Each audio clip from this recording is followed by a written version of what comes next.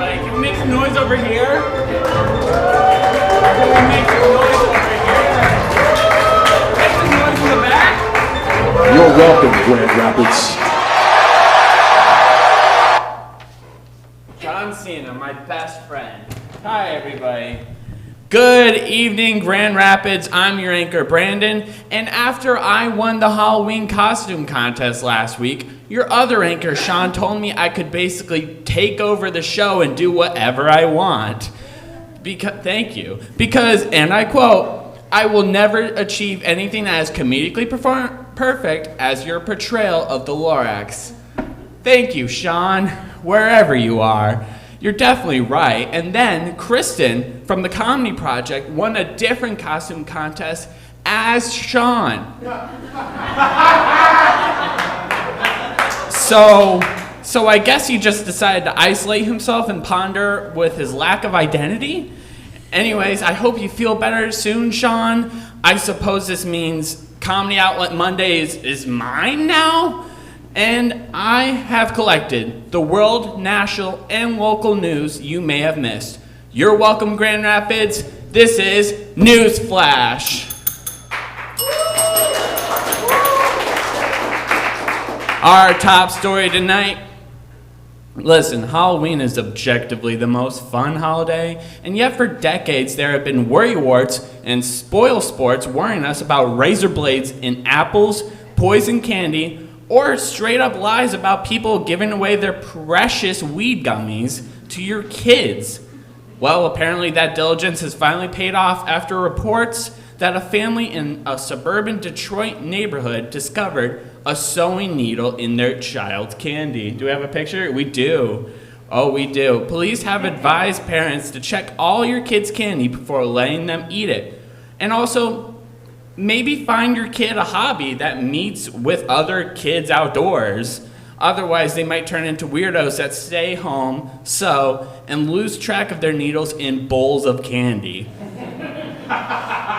They also specifically advise that parents in the DC area be extra careful because there are some creeps out there waiting to just rest their butterfingers on your kid's head. Ugh. Ugh. Oh. I'll get better with that. In other Michigan Halloween news, FBI Director Kash Patel, seen here after saying boo, made an announcement that his team successfully arrested 5 20-year-old men who they believe were planning a terrorist attack on Halloween, based on an online chat room discussion alluding to some sort of plans for Pumpkin Day. But that could just be any plans to get together and get some pies with the homies, or at worst, make like Billy Corgan and smash a few. I was specifically told that joke would hit with the older crowd. And it kind of did. The attorney of one of the detained men claims that based on the evidence he's been given and discussions with his client, he does not believe there were any illegal activity being planned, and is confident charges will be dropped, which begs the question, how did the FBI get a hold of these chats?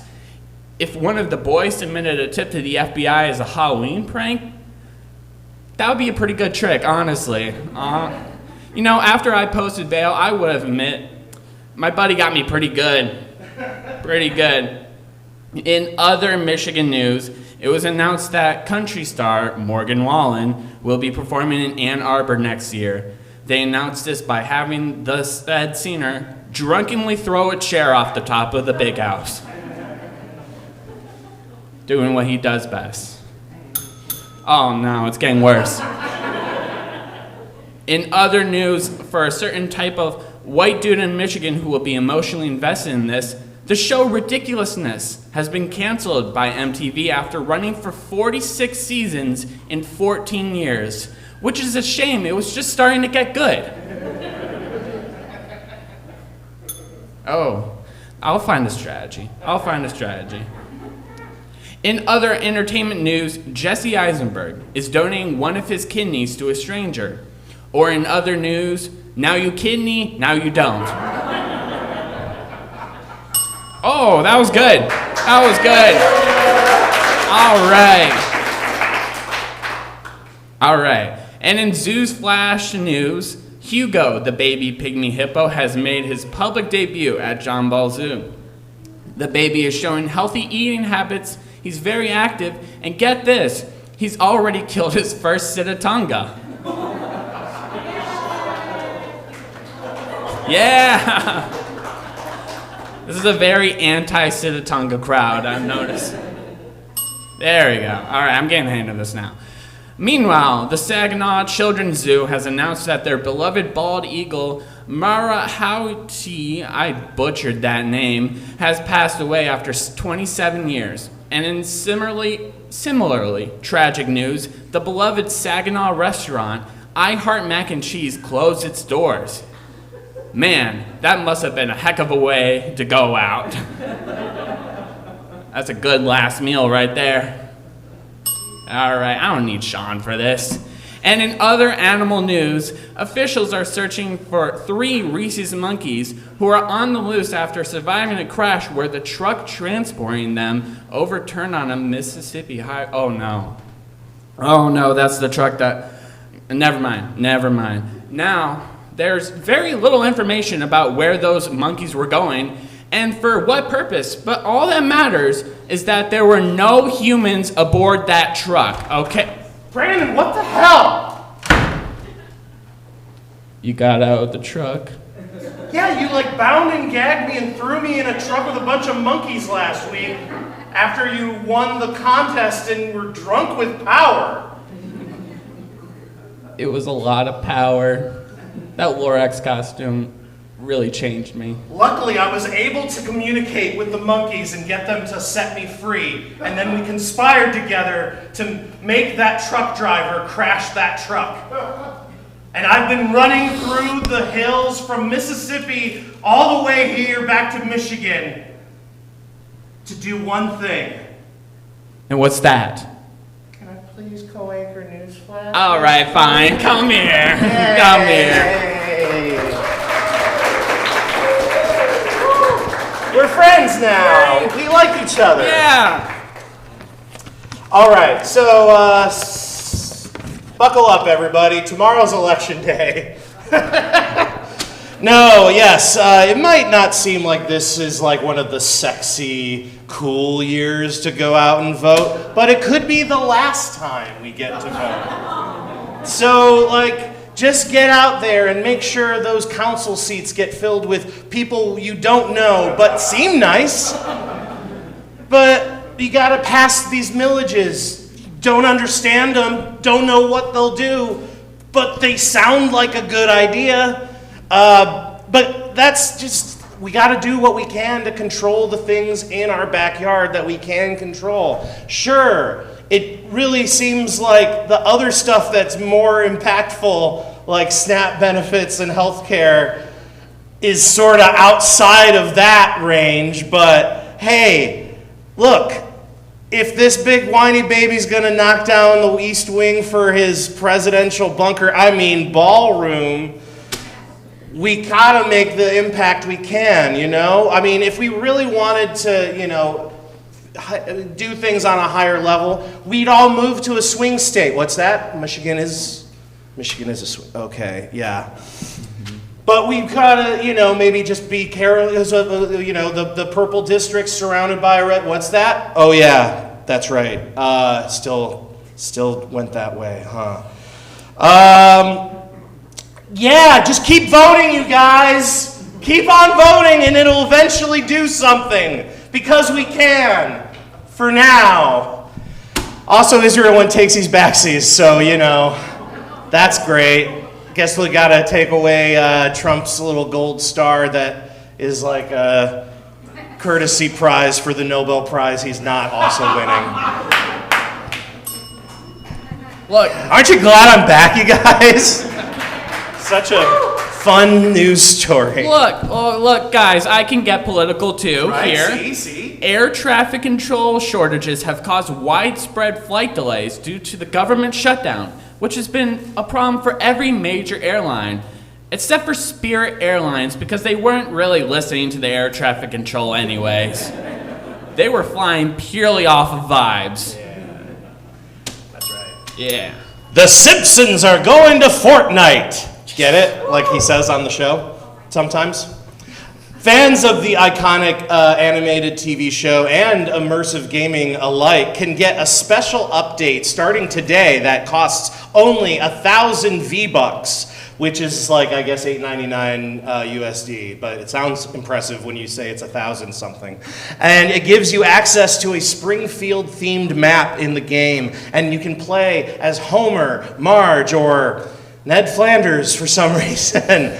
Among other surprises. I mean, it makes total sense because, like The Simpsons, Fortnite stopped being good about 15 seasons ago.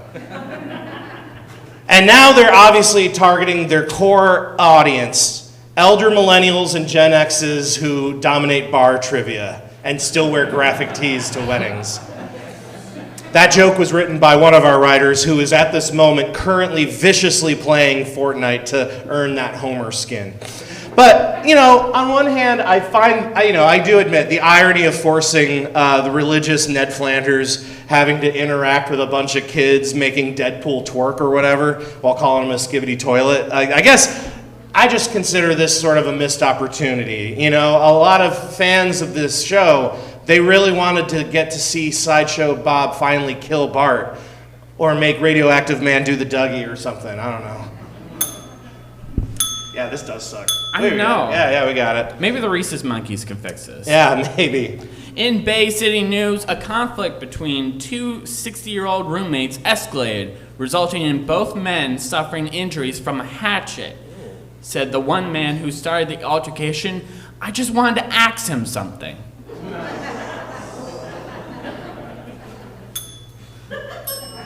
Sometimes news happens, and we get so inspired. We have so many jokes, we can't use them all in one show. So we're going to actually recycle one of our headlines from last week with some brand new headlines. So if you were here last week, it's the same story, but new jokes. So this is reused news.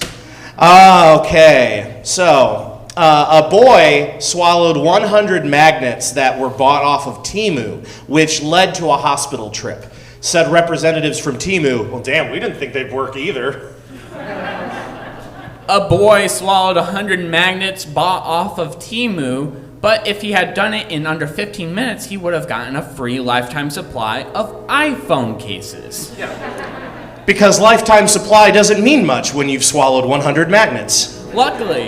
Luckily, he's fine now. They got him to the hospital super fast because the EMTs laid the boy on the floor and his ass pointing north to help navigate. Yeah. Unfortunately, the first responders at the hospital weren't able to do much because they were juggalos. That boy is recovering now, and on the bright side, now his mom knows when he tries to sneak a snack from the fridge. Dictionary.com has selected 6'7" as its 2025 word of the year. Even worse, the 2025 number of the year is somehow Riz.